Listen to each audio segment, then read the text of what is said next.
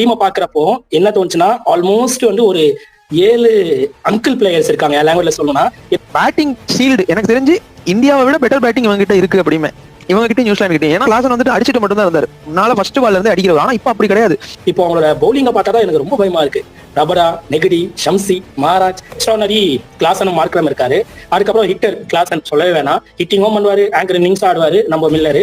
இப்போ இதுல பேசுறப்போ நம்ம ஒருத்தர் மிஸ் பண்ணிட்டோமேன்னு தோணும். பவுமா என்ன பத்திரிக்கை ஆனால் லெஜெண்ட் பேங்கா சொல்லணும். Extraordinary player, first black captain பண்ண ரெக்கார்ட்ஸே இல்லை. அன்பார்ச்சுனேட்டா அவர் டைம்ல வந்து சீனியர் பிளேயர்ஸ் இருந்தாங்க, அதாவது சான்ஸ் கிடைக்கல. பாத்தீங்கன்னா டெஸ்ட்ல 45 ஆவரேஜ், ஒன் டேலையும் 40 ஆவரேஜ், டீசெண்டா நாக் விளையாடுவாரு. அவருக்கு பேசவே வேணாம். அவர் என்ன எனக்கு ஃபர்ஸ்ட் அவர் டட்டன்ரா டைப் தான் ஞாபகம் வருவாரு. கன்சிஸ்டன்ட் டீமா இருக்காங்க. பேட்டிங் பெர்ஃபெக்ட்டா இருக்கு இவங்கள்ட்ட. நீங்க வந்துட்டு 300 டார்கெட் 350 டார்கெட் கொடுத்தாலும் அடிக்கிறதுக்கு பேட்டிங் செமையா இருக்கு. அதே மாதிரி பவுலிங்கும் வந்துட்டு கண்டெயின் பண்றதுக்குமே நல்ல பவுலர்ஸ் இருக்காங்க. ரபாடாவா இருக்கட்டும், இங்கிடியா இருக்கட்டும், யான்சனா இருக்கட்டும், ஷம்சி அண்ட் மகராஜ் தான் வந்துட்டு ட்ரம் கார்டா இருக்க போறாங்க.